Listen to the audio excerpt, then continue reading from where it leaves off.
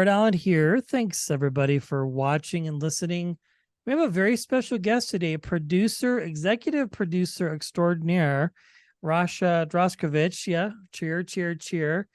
About LA Fire and Rescue. Now, this is full circle at this point because we've had all of the NBC One Chicago shows, CSI, I mean, you name it, but this is the real deal. And you've produced other fantastic shows too. Wahlburgers comes to mind, which is, we'll talk about that at the end here.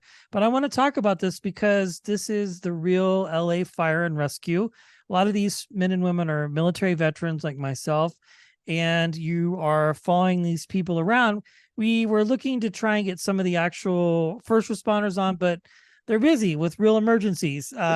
So there's no summer hiatus like some of these other shows.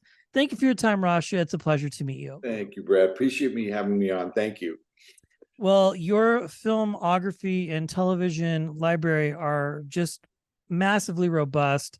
You've had your hand in some pretty epic projects, but let's talk about this in particular. What was the drive? Because I would imagine it's a pretty big ask to get some of these folks to allow a crew to follow them around, because it's just so unpredictable, basically.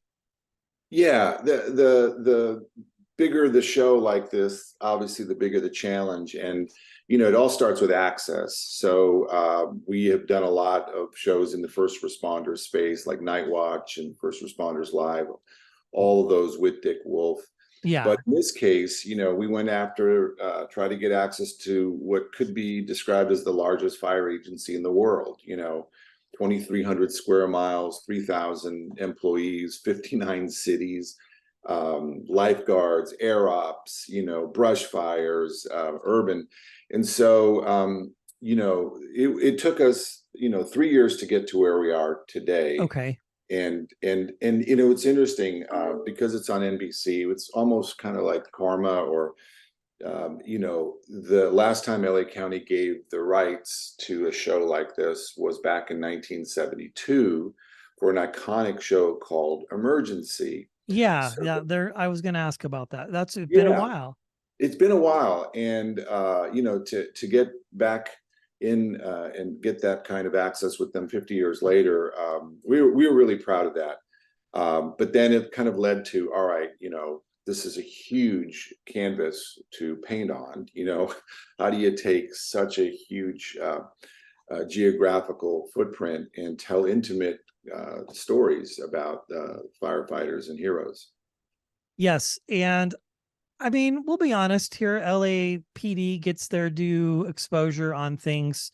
I mean, the police have always been, I think, the most fascinating to people because obviously it's high stakes, high drama, high intensity cops. I mean, there's all kinds of police shows, but I like this because the firefighters are getting a fair exposure because their job, I feel, maybe in different ways, is equally as challenging. And to be able to have access to that and follow these men and women around is a huge deal. Some of these episodes it's high adrenaline. I mean, on the edge of your seat.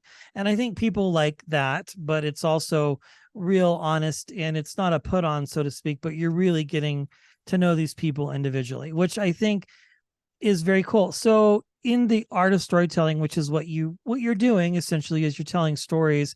How do you even go into this and know?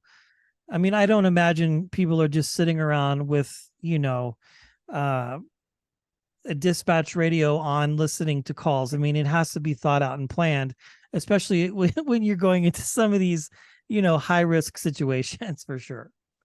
Yeah, and we have 5 crews. So when you have that kind of 59 cities and opportunities at over 500-600 stations, where do you put the crews? Casting was key with these kind of shows. People do come for the they tune in for the action, but they stay for the cast. And yes, found that's a real formula for Dick Wolf's successful series, like Chicago Fire. Yeah. We studied that series, working with Dick as a partner. The bar is so high, right? Because of the success level.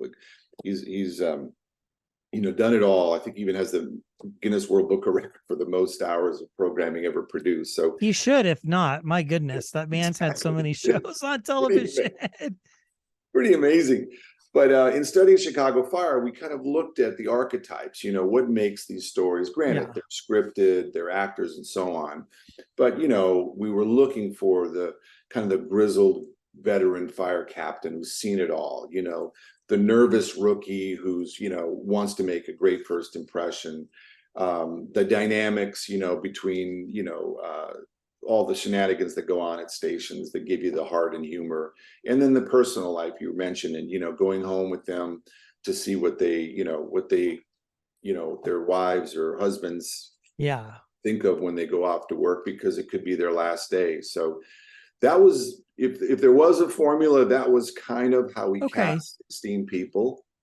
Yeah. Interesting. That Chicago Fire was a case study for the show, but it Yeah. makes sense. I mean, your publicist who's listening, we've had pretty much every cast member from that show on our show over the last few years.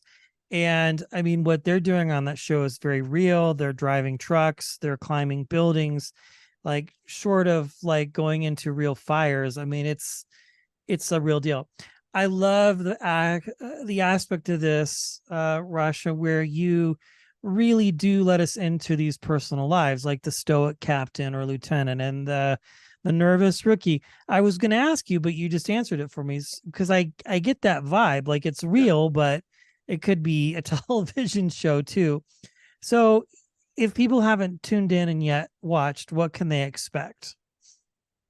Well, you're going to get a front row seat on what it's like to be a firefighter or paramedic in one of the busiest agencies in the world. So that will take you again, because our crews were embedded for 8 months of filming. So we were there. We covered over 1,000 calls. Wow. So we really cover everything across the spectrum, from lifeguards, the real life Baywatch, the lifeguards that are working, during the dangerous undertow, everything's of Baywatch and Pamela Anderson, but being a lifeguard is Yes. is a hard job, and the Yeah. undertow, and then the tourists that come in thinking, oh, Southern Cal, and then just get that was fascinating, working with specialty camera gear to capture what they do on a daily basis.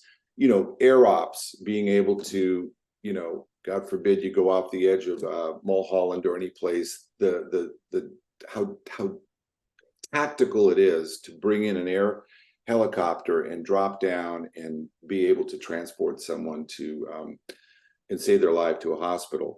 And then, the brush fires, Southern California is known for that. So being able to, embed with these fire crews, and safety first for sure, because as we were told by the agency many times, we don't want you to, you can tell our story, we don't want you to become the story. So they were, our crews were all trained in how to anticipate the Santa Ana winds shifting so that we wouldn't get into any kind of, dangerous scenario. But all in all, I think for viewers, it is it's both a adrenaline rush, because you get to see what it's like firsthand, but at the same time we put a face and a heart to it, and I think that's really important in today's world, where you're getting a lot of negative energy going on happening. Have a show where really at the core it's someone's worst day meeting a firefighter's best day, and that is saving lives. That's pretty inspirational. I think that's hopefully going to attract viewers to the series. When did you start filming? Was this post pandemic, or did you kind of I know these things could take time.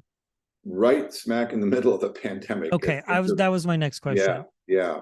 And so, when you have calls, at the time it was at the highest levels, most of the calls, every call had to deal with the pandemic of it all, the COVID of all, like how to protect our crews. Many times they're responding. They do a lot of medical. It's not all fighting fires. They do a lot of medical Yeah. calls. So being exposed that way was a challenge. But we're fortunate. We work with specialists who are comfortable working in uncomfortable. These are tough jobs. And you said it earlier. Yes, we were on pagers waiting for the calls to come in. And if they come in at 2 in the morning, we're off and running. And you just have to be nimble. And our crews were just really great at being able to capture the action. I love it. Well, you are an executive producer, and you'll probably do a better job of explaining this, but for all the wonderful television that we get to watch, you are one of the main driving forces behind a show getting onto air. I mean, you do everything. Can you just define what a producer is? So Yeah. for those who don't know, I mean, it's probably one of the most intense jobs I could imagine that could exist in television outside of, I don't know, it's a hardcore job that you do, but we get great television as a result of it. Yeah, I think in a sports analogy, it's kind of close to a general manager. Yeah. You've got to be able to pick the right coach, and then you got to put together, which would be like a showrunner. You got to pick the right players, the receivers, and so on. Yeah. So camera crews, editors, all the super talented folks that put these shows together. But you're also part psychologist and cheerleader, and at the end of the day, probably just giving it 110% because it's so hard to sell television shows. Even though the market has grown and there's so much content available out there, it is tricky to get a show sold. And in this case, it took us over 3 A years. good show on top of that. Well, thank you. And then you hope for the numbers, right? Then you hope all that sweat and hard work pays off, that people actually are attracted to the show and come back. So it's not just the first week, right? You want a loyal audience, and that's what Dick Wolf does so well with all his shows is he's got such a great audience base out there. They know when they tune in, they're going to get a great show.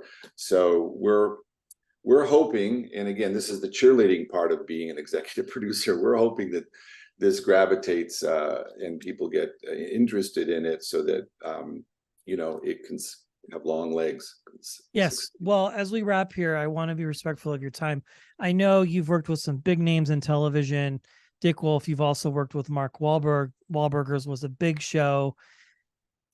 How does that work? Does he come to you? Do you come to him? I mean, that man has massive power in the Boy, industry. that And is, when he moved to Las Vegas, people freaked out. But I mean, he's planning on building a television studio in Las Vegas. I mean, like, yeah, not all yeah. shows have just unlimited budgets, but I imagine, like, I'm just curious, any fun stories or experiences? Oh Because no, that was such a absolutely. fun show. And then they did another show Yeah, similar to it on one of the cable streamers, HBO, I think, or yeah, Showtime. yeah. Like, let's talk about that real quick as we wrap, because I think No, that's just fascinating. it was great. Completely different than LA Fire and Rescue, Oh but yeah. just as enjoyable because it's not just Mark, it's Donnie, it's Paul, it's the late Alma, the mother. When the word came out that they were going to open up a restaurant, I met Mark here at the iconic Polo Lounge, and he said, why do you want to do a show on Wahlburgers? And I said, well, you've done really well in movies and television and music, and now in the restaurant business. 9 kids from Dorchester to now break into the restaurant world. This is a great American story. And next thing you know, I'm on a plane meeting the real entourage, and Oh my God. it was the pilot was pretty amazing, and we knew we had gold. Donnie is one of the funniest human beings on the planet. Paul was obviously the hardest working blue collar, one burger at a time, just great guy. And then Alma was, classic mom, don't forget to call your mother. And it worked. It worked for 6 seasons. So just love that series. Wonderful. Well, congratulations on this. LA Fire and Rescue episodes available to stream on Peacock and NBC. What else is in the works that you can talk about? Anything fun and exciting? I'm sure you always have some iron in the fire. Well, we've got a pilot called Miami Heat, which we're excited about, kind of a real life Miami Vice. So with success, fingers crossed, lighting candles for LA Fire and Rescue, we'd love for that one to be kind of the next one that we hit. So Yeah, Miami would be a whole different beast. I think in the vein of, Miami Vice and Dexter, outside of that, Miami hasn't gotten much attention as far as real time Yeah. television. So congratulations. Thank you, Rush, for your Thank you, time. It's Brad. I've been a Really huge fan appreciate of it. your work. Yeah. I mean, when this opportunity was presented, I was like, absolutely. Television, just gold that you've touched. And of course, the fans, and of course, shout out to the WGA strike going on right now so we can get more great television and everybody gets a fair deal. Rasha, thank you for your time. I appreciate Thank you, it. Brad. Thank you so Really much. appreciate it. All Thank right. you. See you.